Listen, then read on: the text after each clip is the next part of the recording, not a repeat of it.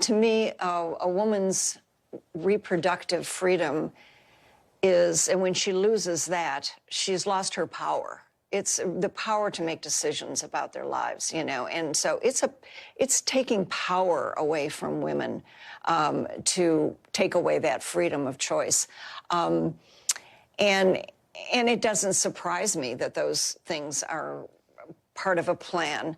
One thing that we did hear a lot tonight was, you know, why Trump is a horrible president, why we got to prevent Trump from, you know, becoming president again. We heard a lot of that, and again, that's a lot of that is real.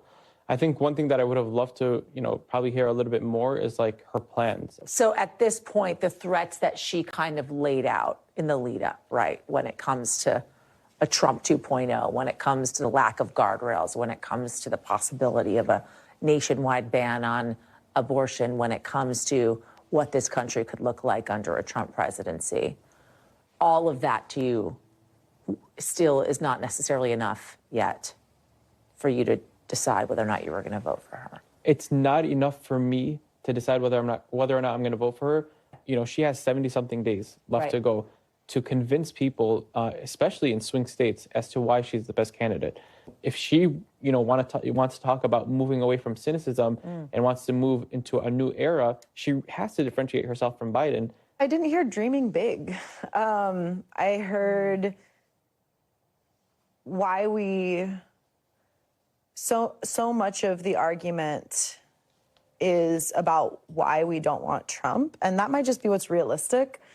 But I want someone who's going to go in and be like, this is what I dream of for our country, and this is what I think we could build if I win. I really want to hear something positive, and like, what are we building toward?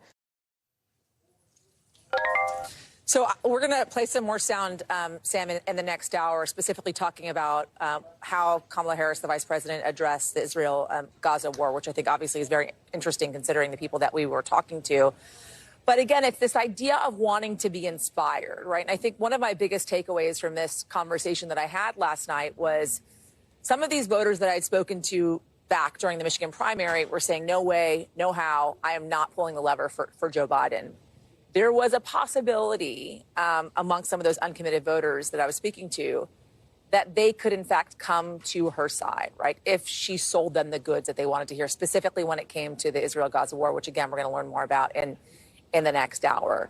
But there was a lot of unity over some of the things that she talked about when she talked specifically, again, about reproductive rights, as they mentioned, but wanting to feel inspired. I heard that a lot as well, wanting to feel like this is real change, right? When they saw the change from Biden saying it's going to Kamala Harris, right, I'm not running for re-election, they felt reinvigorated, and they want to feel that coming from Kamala Harris as well, Sam.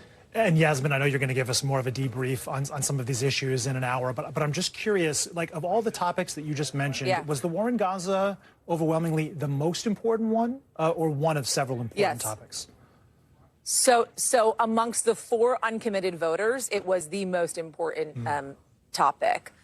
Reproductive rights, I would say, is number 2. And I think, you know, for Democrats watching right now, for folks that are stumping for Kamala Harris, I mean, that is a real rally cry, reproductive rights, right? I saw real unity amongst the voters that I spoke to when it came to reproductive rights for women and the damage that Donald Trump could do. And that's why I kind of keep reiterating it, because I heard so much about it and reactions from them during the speech as Kamala Harris was addressing it.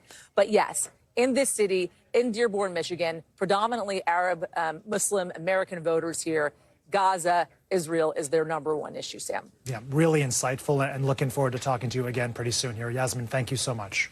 Thanks for watching. Stay updated about breaking news and top stories on the NBC News app or follow us on social media.